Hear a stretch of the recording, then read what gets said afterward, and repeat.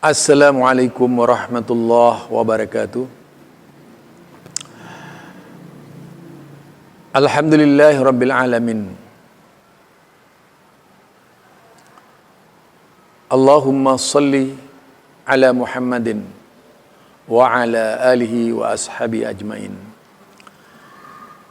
Fa inna ahsanal kalami kalamullah wa khairal huda huda Muhammad wa syarrul umuri muhdasatuhah fa inna kulla muhdasatin bid'ah wa kulla bid'atin dhalalah.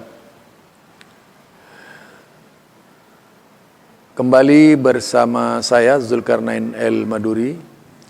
Saya akan mengangkat terkait dengan Muhammadiyah yang tak henti-hentinya dirongrong seperti di Aceh dan beberapa tempat yang lainnya.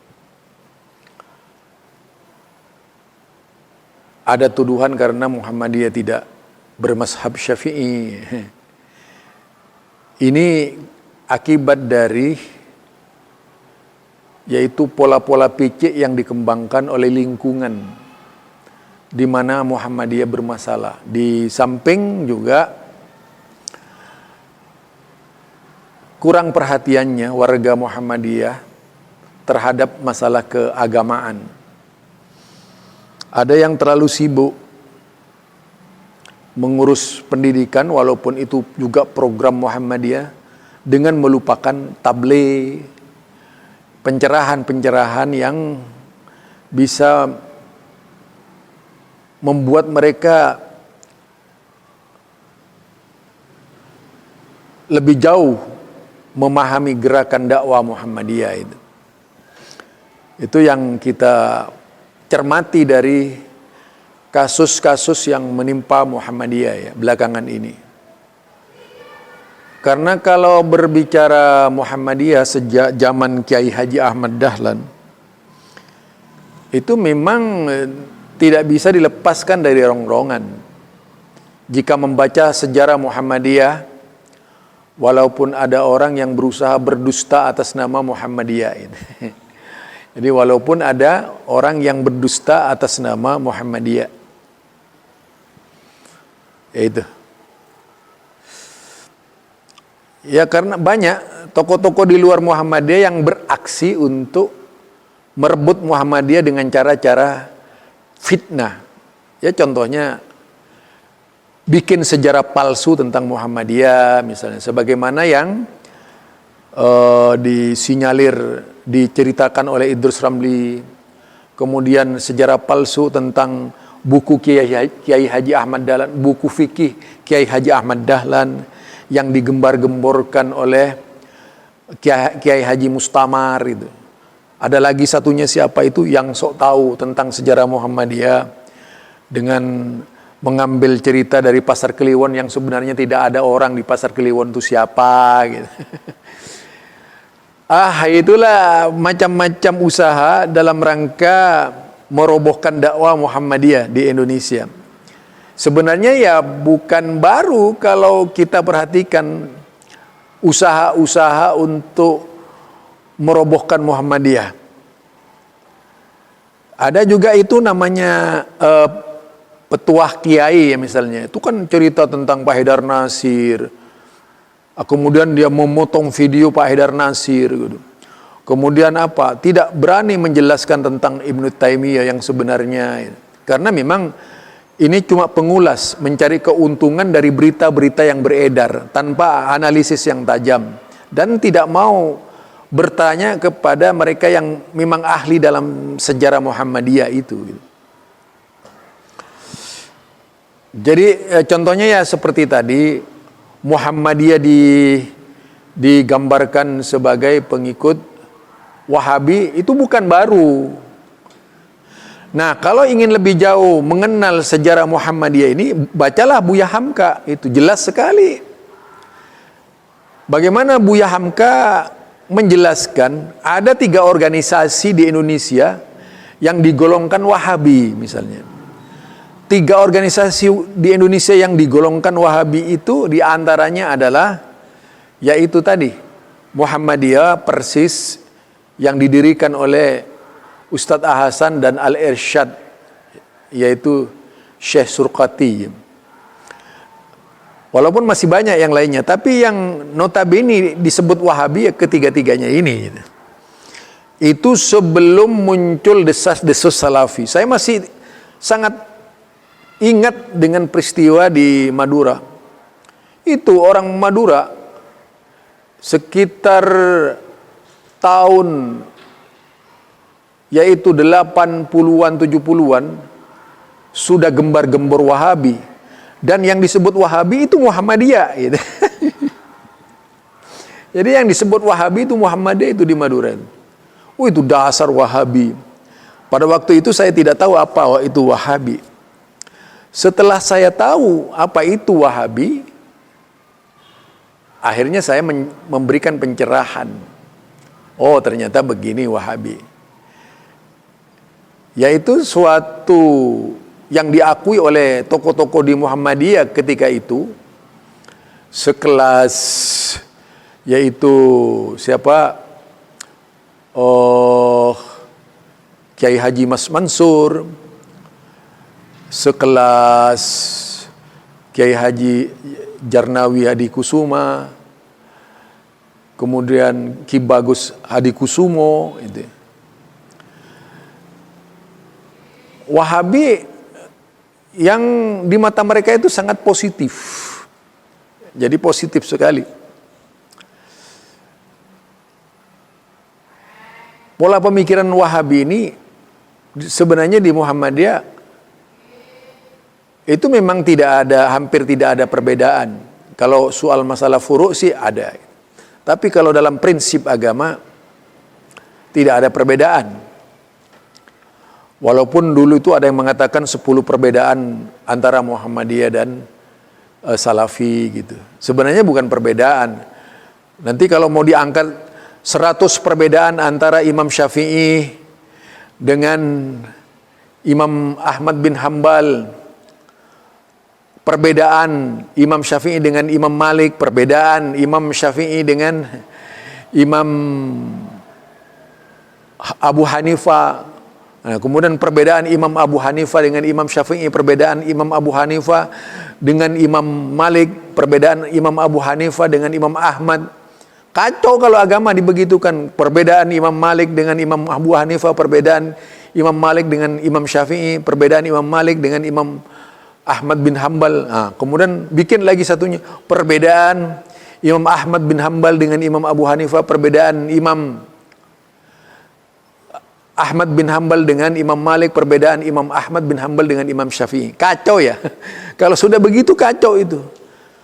Artinya orang ini memang suka perbedaan. Tidak mau mencari persamaan gitu. Kenapa tadi berbicara perbedaan? Perbedaan Wahabi dengan Muhammadiyah, ada 10 perbedaan Wahabi dengan Muhammadiyah dibuat tuh lewat flyer-flyer dikembangkan oleh orang-orang yang dangkal pengetahuannya. Sebenarnya itu bagian dari upaya yaitu memotong benang putih yang ada di antara di kalangan umat Islam tadi itu. Ingin dipotong di kalangan umat Islam supaya tidak saling berhubungan. Ya kita lihat sentimen para pengikut mazhab itu terjadi di mana-mana. Pengikut Imam Abu Hanifah dengan Imam Syafi'i pernah terjadi sentimen. Pengikut Imam Abu Hanifah dengan Imam Malik juga sentimen. Ada yang begitu itu. Karena yang diikuti adalah dengan cara fanatisme buta tadi. Mereka fanatik buta. Jadi mereka memandang agama itu adalah mazhab. Agama itu adalah wahyu, mazhab itu adalah wahyu Tuhan yang harus diyakini oleh mereka seolah-olah seperti itu. Nah, itulah yang memecah belahkan pemikiran-pemikiran umat Islam yang terjadi di mana-mana gitu. Kalau kita pikirkan seperti itu, yang seharusnya mereka itu bukan terkungkung dalam dunia mazhab tadi, tetapi bagaimana menyatukan konsep yang sama yang terdapat dalam mazhab itu. Jadi kalau hanya sekedar menjadikan mazhab sebagai agama, selamanya umat itu akan terpisah-pisah. Jangan pernah berharap umat Islam bisa bersatu. Belum dalam perselisihan masalah, yaitu tadi mazhab misalnya. Perselisihan dalam mazhab. Belum lagi perselisihan dalam permasalahan tadi itu teologi antara Maturidiyah, Asy'ariyah, Mu'tazilah, Jabariyah. Terjadilah klaim di mana-mana. Belum lagi persoalan thariqah tadi. Ratusan thariqah bermunculan di muka bumi. Belum lagi aliran-aliran lain yang dalam Islam tuh. Muncul lagi aliran-aliran baru dalam Islam. Yang secara keseluruhan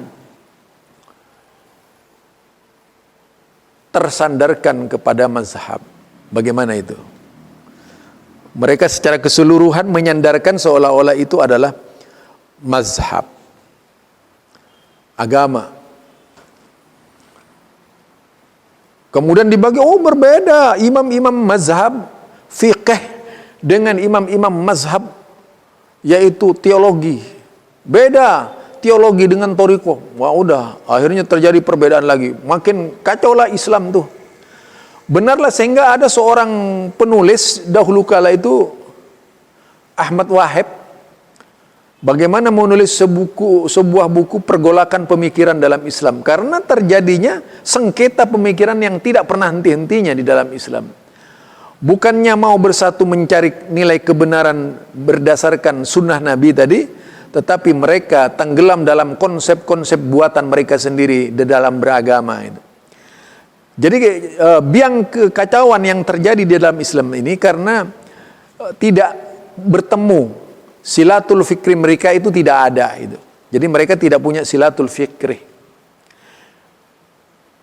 Yang ada adalah iftirakul fikr, pikiran yang pecah belah itu. Jadi istilah Al-Quran itu kullu hizbin wa kanu syi'an. Mereka terpecah belah dalam berbagai macam pendapat. Wa kullu hizbin bima ladaihim farihun. Kemudian mereka membanggakan kelompoknya masing-masing. Itu ya. Sehingga tidak ada yang salah dalam persepsi dan konsep pribadi-pribadi kelompok yang ada itu. Semuanya mengaku benar. Lah, agama, kalau kita lihat agama ini dikatakan sendiri oleh Allah Subhanahu wa taala dalam Al-Qur'an. Mereka tidak terpecah belah melainkan setelah nyata argumen gitu. Jadi setelah datang Islam, setelah Nabi Muhammad meninggal, setelah sahabat meninggal, kekacauan-kekacauan pemikiran mulai terjadi di dalam Islam. Ya, aliran-aliran teologi itu tadi. Aliran-aliran, ya kalau dalam teologi itu kan, kalau kita lihat ya, aliran-aliran teologi Islam itu banyak sekali.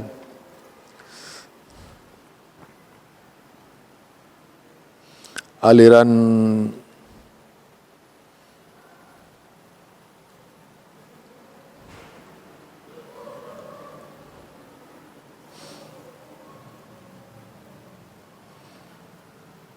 kalau kita baca di sini, aliran teologi Islam. Nah ini, kalau kita baca di sini, banyak banget ya. Jika berbicara teologi Islam itu banyak banget. Tentunya perlu pencernaan yang dapat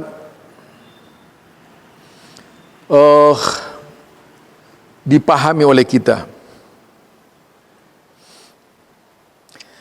Ini didasarkan kepada hadis Nabi. Misalnya kalau kita lihat Akhbaran Nabi sallallahu alaihi wasallam, "Sataftariqu ummati ala salasin wa sab'ina firqah." Umatku akan pecah 73 golongan. Kemudian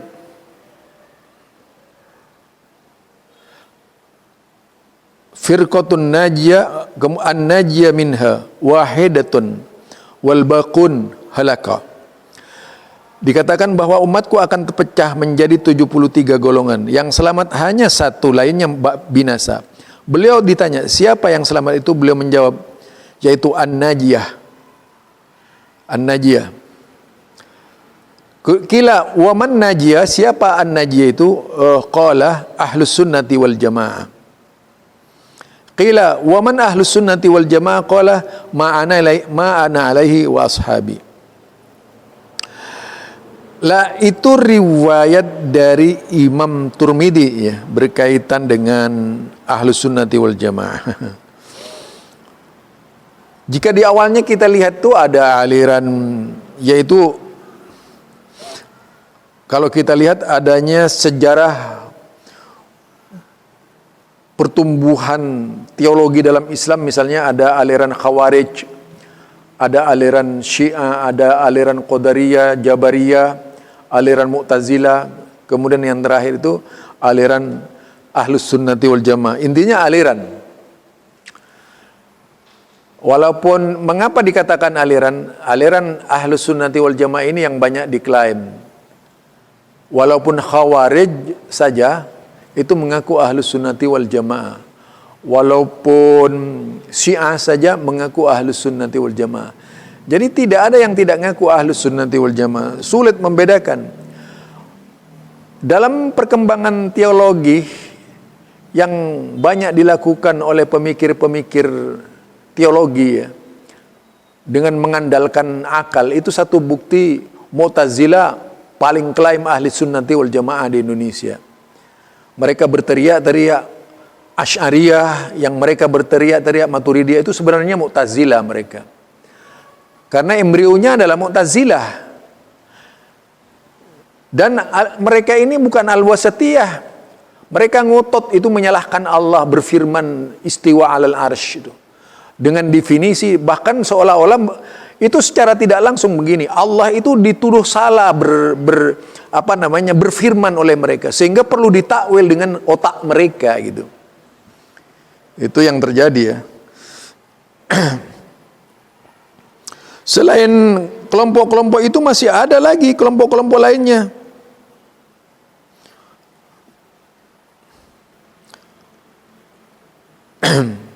Banyak sekali ya kalau kita lihat tuh sektor-sektor di dalam Islam ini.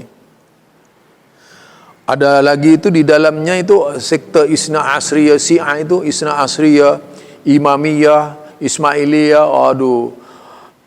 Apalagi tadi itu disebut dengan Rafidhah.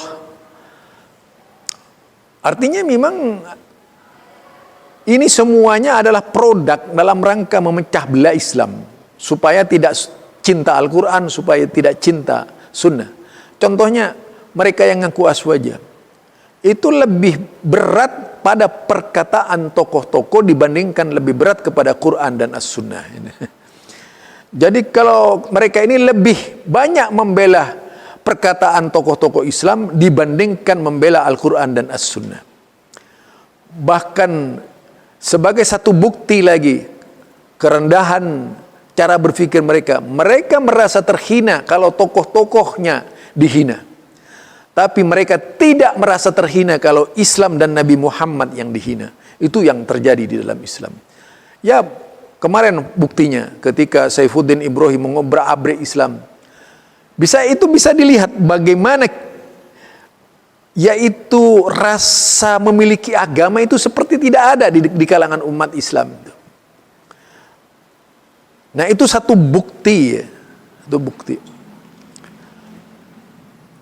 Artinya mereka ini gampang mudah tersinggung kalau tokohnya yang disinggung. Tapi begitu Nabi Muhammad dicabik-cabik, dihina, Al-Qurannya dibakar, diam semuanya.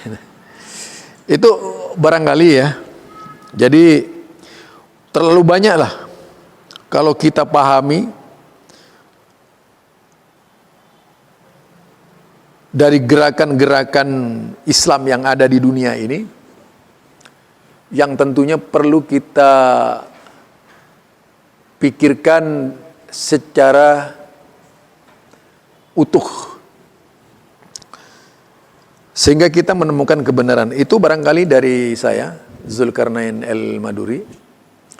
Mudah-mudahan ini bisa menjadi pandangan, memberikan motivasi dan dorongan kepada kita supaya kita tidak terpecah belah. Wa kanu syi'an tadi. Dan mereka menjadi beberapa syiah. Jadi golongan ini disebut syiah di dalam istilah Al-Quran. Yaitu mereka yang suka memecah belah gitu. Subhanakallahumma wa bihamdika asyhadu an la ilaha illa anta astaghfiruka wa atubu ilaik. Assalamualaikum warahmatullahi wabarakatuh.